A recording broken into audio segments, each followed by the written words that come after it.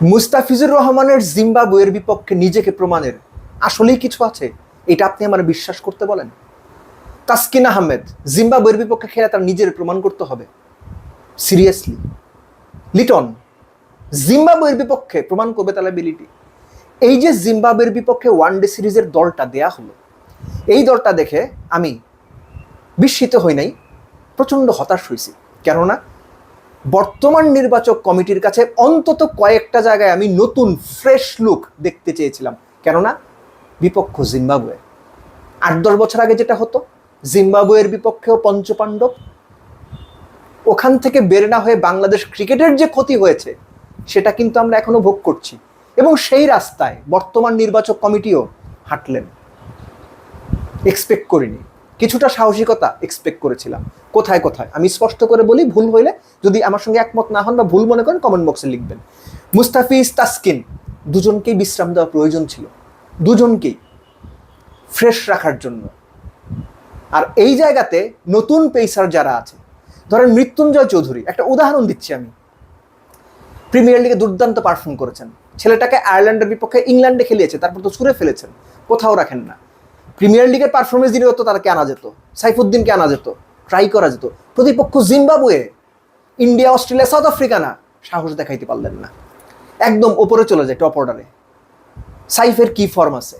আচ্ছা ধরলাম সাইফকে আপনারা ক্যারি করবেন, সাইফকে বাদ দিলে বাংলাদেশের ডানহাতি ওপেনার সাদা বলের ক্রিকেটে কয়জন আছে নাম বলেন তো? বিজয় টিজয় তো আপনাদের হিসাবের বাইরে, বিজয় নাইমরা আমিও হিসাবের বাইরে রেখেই বলছি, নাম বলেন। এই যে এখন আপনি হাত রাখছেন, আসলে তাই তো।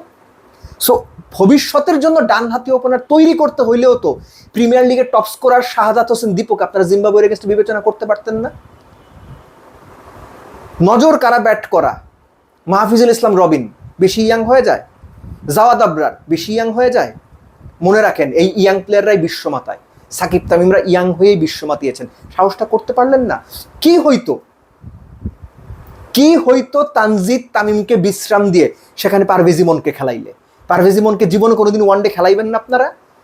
প্রিমিয়ার লিগে যে ব্যাট করছে সে দেখছেন চোখ মেলে? আমার তো মনে হয় দেখেন নাই। এই যে দুটো জায়গার কথা বললাম, যে তানজিদ তামিম এবং সাইফ, সাইফের ফর্ম আমরা কি অবস্থা সবাই জানি, তারপরও বলছি তাকে বিশ্রাম দিও সেখানে দীপু আর একই সঙ্গে পারভেজ ইমনকে নিলে কি ক্ষতি হইতো, কি অসুবিধা ছিল? মোসাদ্দেক থাকতো, সোহান থাকতো, লিটনকে ড্রপ দিলে অসুবিধা কি ছিল?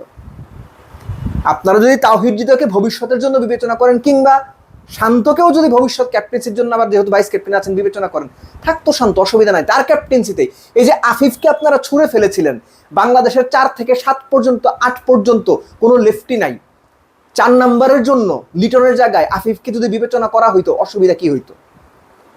পারভেজ ইমনের সঙ্গে দীপু ওপেন করতো, 3 নম্বরে আসতো শান্ত, 4 নম্বরে আপনি চাইলে আফিফকে খেলাইতে পারলেন, 5-এ মোসাদ্দেক, করা যাইতো না? এরকম যাইতো। এখন বলতেই পারেন না 2027 বিশ্বকাপে সরাসরি টপ 8-এ র্যাঙ্কিংয়ে থেকে কোয়ালিফাই করার জন্য চান্স নেওয়া যাবে না? বড় দল কীভাবে হয়, তারা চান্স নেয় না? তারা জানে না যে টপ 8-এ থাইকে সরাসরি কোয়ালিফাই করতে হবে বিশ্বকাপে? তারপরও চান্স কেন নেয়? ভবিষ্যৎ চিন্তা করে। কাদের বিপক্ষে চান্স নেয়? অস্ট্রেলিয়া কি ইন্ডিয়া, ইংল্যান্ডের বিপক্ষে চান্স নেয়? না, বাংলাদেশের মতো দলের বিপক্ষে চান্স নেয়। আমরা কেন জিম্বাবুয়ের এগেইনস্টে সেই চান্সটা নিব না? সুযোগ থাকার পরেও কেন আমাদের কমপক্ষে 3-4 জন টপ প্লেয়ারকে বিশ্রাম দিয়ে সেই জায়গায় পোটেনশিয়াল ভবিষ্যতে বাংলাদেশ ক্রিকেটকে সার্ভিস দেবে তাদেরকে সুযোগ আমরা দেব না জিম্বাবুয়ের এগেইনস্টে? এই পথে হেঁটে বাংলাদেশ ক্রিকেট না ডুবলেও কোনো রকমে না কুচিয়ে ভেসে আসে, নাক দিয়ে পানি যায়, কোনো রকমে ছাড়ে, আবার টিকে আসে। যেখানে যাওয়ার কথা বাংলাদেশ যেতে পারে নাই, তার অন্যতম প্রধান কারণ এই ধরনের চিন্তা, এই ধরনের দুর্বল চিন্তা, ভয় চিন্তা, দ্বিধা নিয়ে ক্রিকেটকে এগিয়ে নিয়ে যাওয়ার চেষ্টা করা। এই দ্বিধা ক্ষতিকর, এই ভয় ক্ষতিকর। আমরা র্যাঙ্কিংয়ের নামে, পয়েন্টের নামে হারা যাবে না, হারলেই সমালোচনার ভয়ে প্লেয়ারদের বেড়ে ওঠার সুযোগ দিই না। আমরা প্লেয়ারদের নিয়ে ভাবি না, আমরা ভাবি আমাদের যা আছে বেস্ট। ভানুয়াতো খেলতে আসলেও, কিংবা বাংলাদেশের কোন জেলার ডিস্ট্রিক্ট টিম খেলতে আসলেও বাংলাদেশ ক্রিকেট বোর্ড জাতীয় দলের সেরা 15 জন কি দলে রাখবে, 11 জনকে নামাই দিবে। এইভাবে ক্রিকেট আগাবে না, আগায় নাই।